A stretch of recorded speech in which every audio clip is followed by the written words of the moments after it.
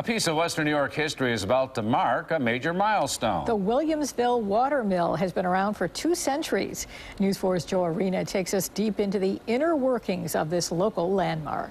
For 200 years, the Williamsville water mill has stood the test of time. And if folks like Dave Sherman, Williamsville's local historian, have a say, it will be here for another 200. It's something you could never replicate, and it's really what started the community that became Williamsville and Amherst.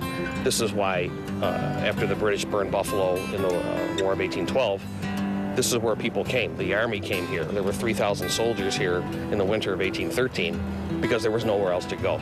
Built by Jonas Williams, whom the town's name was derived, it was a multifunctional building, a mill that served as a way to produce food, clothing, and of course, all powered by running water, which turned this giant turbine around and around day after day. But perhaps the most astonishing fact about this building is not what happened after it was built, but how it was built to begin with. I'm sure he didn't mean for it to last 200 years. It's so well put together, it's like a fort. The mill consists of several wood beams that measure around roughly 12 by 14 inches, unheard of today.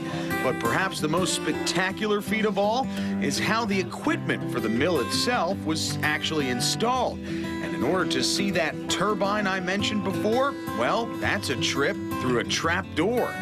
Dave says between this giant turbine and a handful of millstones, some the size of a Volkswagen, it's a mystery how Jonas Williams and his men were able to install and literally move this massive equipment to where it needed to be.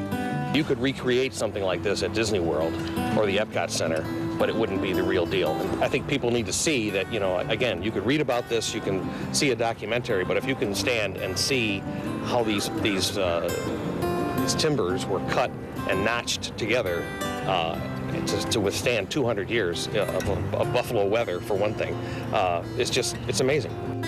Joe Arena, News 4 at 5.